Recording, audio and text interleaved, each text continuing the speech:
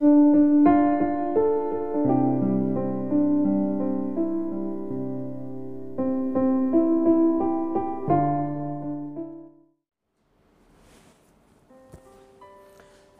pagi Ibu Bapak dan saudara-saudari yang dikasihi Tuhan Yesus Kristus.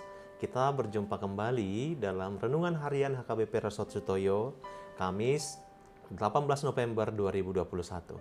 Marilah kita berdoa.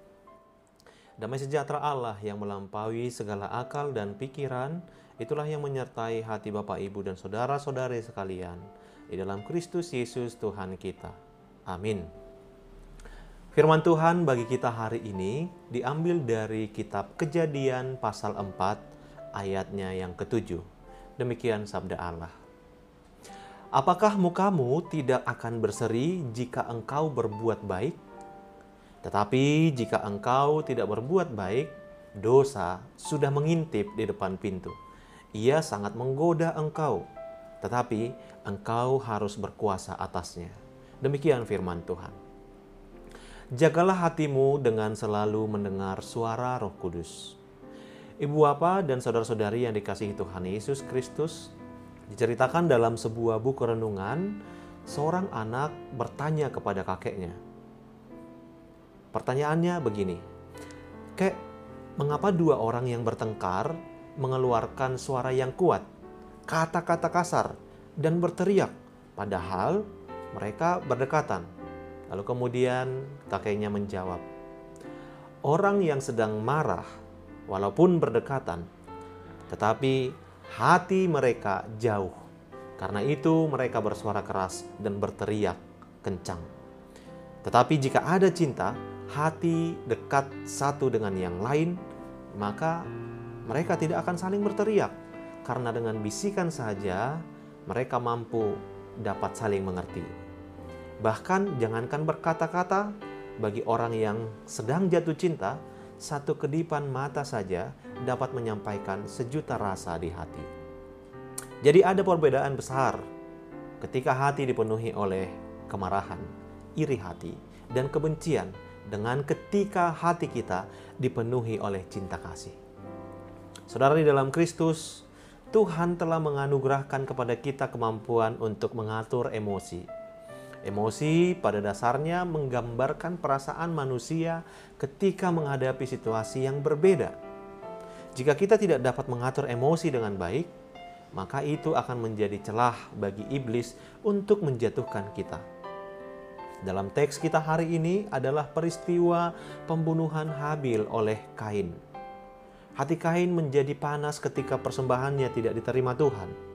Firman Tuhan kepada Kain sesungguhnya mengingatkan supaya Kain bisa mengontrol emosinya sehingga tidak jatuh ke dalam dosa. Namun apa yang terjadi?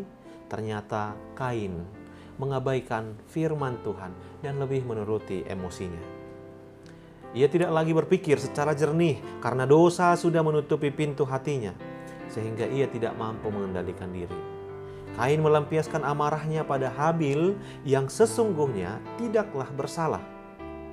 Rasa iri membangkitkan amarahnya dan kemudian mendorongnya melakukan tindakan keji.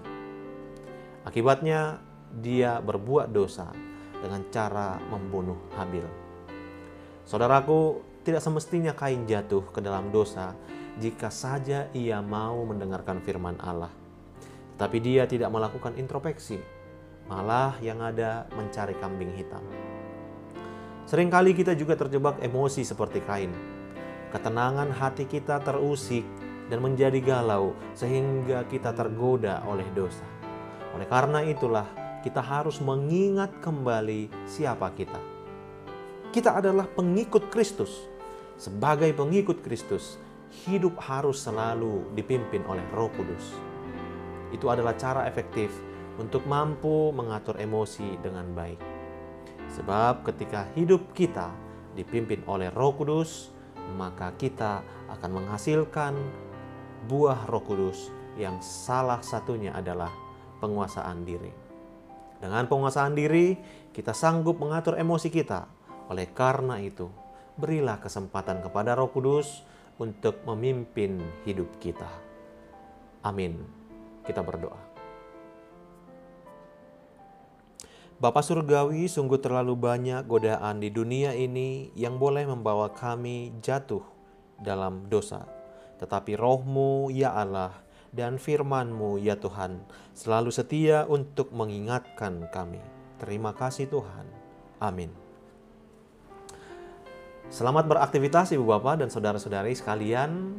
Tetap jaga diri dan keluarga dengan selalu melakukan protokol kesehatan.